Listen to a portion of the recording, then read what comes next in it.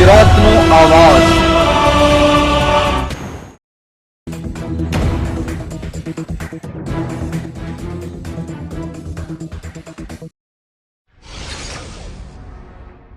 રાજકોટના ઉપલેટા તાલુકાના મોજ નદી પાસે આવેલ કોઝવે પર જોવા મળ્યો મસ્ત મોટો ગાબડો। ઉપલેટાના ગઢાળા ગામના કોઝવે પર નદીમાં આવેલ કોઝવે પર મોટા ગાબડાથી ગ્રામજનો પરેશાન। કોઝવેમાં મોટા ગાબડા પડતા મોટા વાહનો એસટી બસ સહિત વાહનો બંધ થયા। લોકો 10 કિલોમીટર ફરીને જવું પડ્યું છે। તાલુકાના ગઢાળા ગામના પૂર્વ સરપંચ હરણભાઈ આહિર આજે છેલ્લા 5 વર્ષથી આ જે અમારો કોઝવે આવેલ છે તે અવારનવાર ગાબડા પડેલ છે, પરંતુ રોડ ખાતાના કે ગમે અધિકારી આવી અને દર વર્ષે આમાં મેટલ નાખી જાય છે।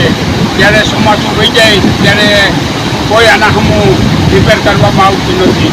અનેક જગ્યાએ આવા ખાડા પડેલ છે। ત્યારે અમારી માગણી છે કે ભાઈ જે ખાડા કરો એ તમે પાકા સિમેન્ટથી કરો।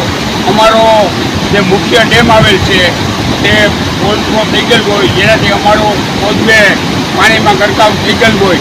અત્યારે પાણી થોડુંક ઓછું પડ્યું છે, ત્યારે આ ગાબડા પડેલ હોવાને કારણે ગામ લોકોને તાલુકા મથકે જવા માટે ખૂબ જ મુશ્કેલીનો સામનો કરવો પડે છે।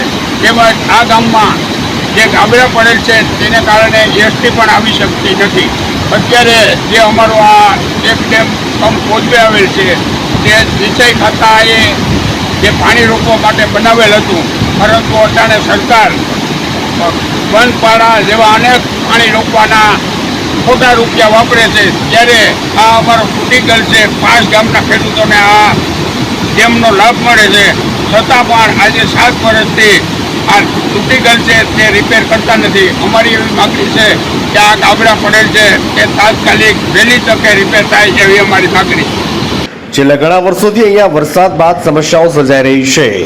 તંત્ર દ્વારા સમસ્યાને દૂર નહીં કરતા લોકોની સમસ્યાઓ વધી રહી છે। ઉપલેટાથી અમારા પ્રતિનિધિનો રિપોર્ટ।